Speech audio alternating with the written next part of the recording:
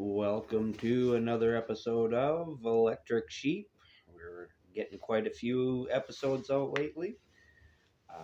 We're now going to continue the story of Grok, the inventor of war. Let's see what's going on with him and his warriors today. The invention of war. Grok made his intention clear to the Gorshet. He wanted to see the children of the gun demonstrate their skills with firearms. Though the alien traveler hesitated, projectile weapons still unsettled him, he finally agreed. Summoning a shimmering construction of pure energy, the Gorshet formed a bulletproof enclosure spacious enough for target practice. Within that protective dome, warriors could fire ancient muskets, modern rifles, and everything in between, without fear of harming anyone outside. When Grok and his warriors entered the structure, they found row after row of glowing man-shaped targets.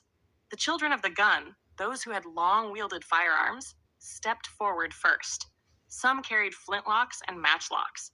Others had revolvers and automatic weapons.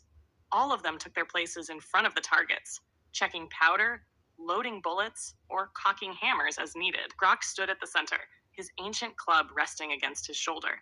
Seeing these warriors prepare themselves reminded him of the age of the First War, a time before any enemy had truly risen to face him.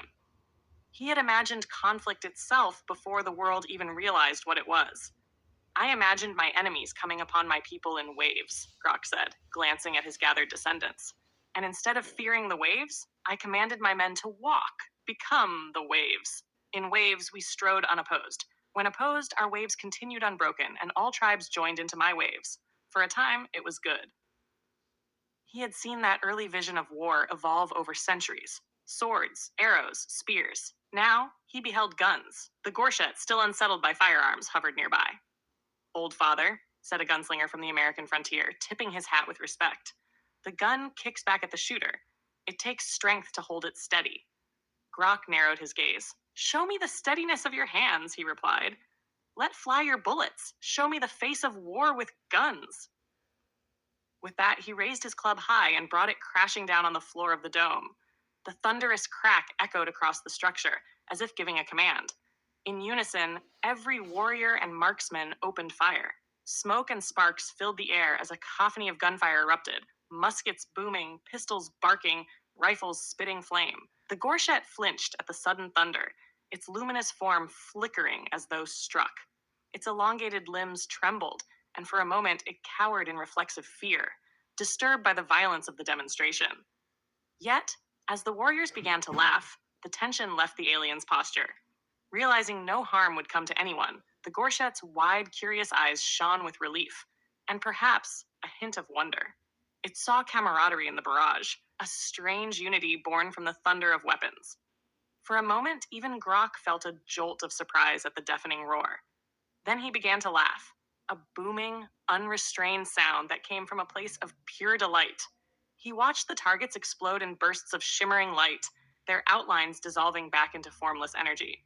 His laughter rolled across the dome, and before long, everyone else joined in. It was a wild, joyful noise, a celebration of possibility. Ancient warriors of blade and arrow, modern gunslingers and soldiers, all unified by that chorus of mirth. Finally, Grok wiped at his eyes, still shaking with laughter. "I see why you enjoy using these," he said, catching his breath. "I'm going to get something to eat, but then I'm trying one of these weapons for myself." The cheers that followed were filled with camaraderie. In that moment, the children of the gun felt truly accepted among those who had once only known swords and spears. The ways of war had evolved, and Grok, who had set mankind on this path, now sought to learn from each new stage of his own invention. And so it was that these new methods of combat, louder, faster, and deadlier, were introduced into the circle of warriors who had once thought blades and arrows the height of lethal power. Grok and his descendants would learn from the children of the gun, and in turn, they would teach them of the first wars, when conflict was raw and brutal. The cycle continued, and old knowledge merged with the new.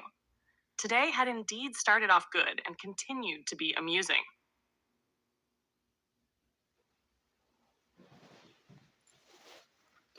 Well, I think that turned out pretty good. Um, everybody can enjoy a little shooting. You know, shooting range is not necessarily a violent pastime, even though people consider anything involving guns violent. But it's just target practice.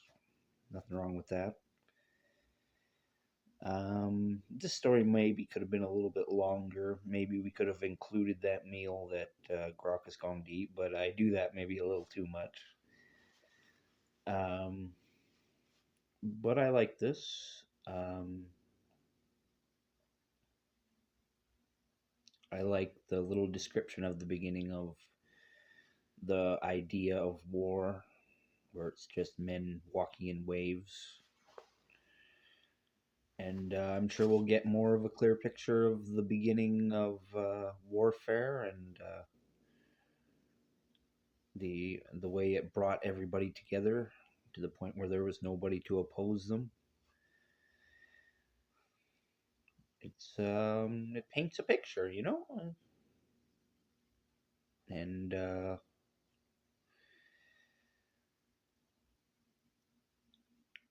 we will get an explanation as to how everybody was originally picked up by the Gorshette there, because we want to explain, the whole gathering process and what that means, and why they were chosen specifically, and why not everyone is chosen. And so I look forward to telling that story and just having more fun with our caveman friend. I think that's going to be the main aim, is see how much fun we can have, but I think we'll get to some deeper ideas too, because like all people, the caveman is very deep and full of questions, and so maybe we'll explore how much the modern world knows about the moon compared to Grok and his people, and maybe all his descendants might discuss their views on the moon. I think that would be a common thing that all people understand. So maybe next time that's an idea. So thank you for listening. This has been Joseph Arthur Roszell, wishing you all the luck in the world. And I want to remind you all that I love you. Talk to you later.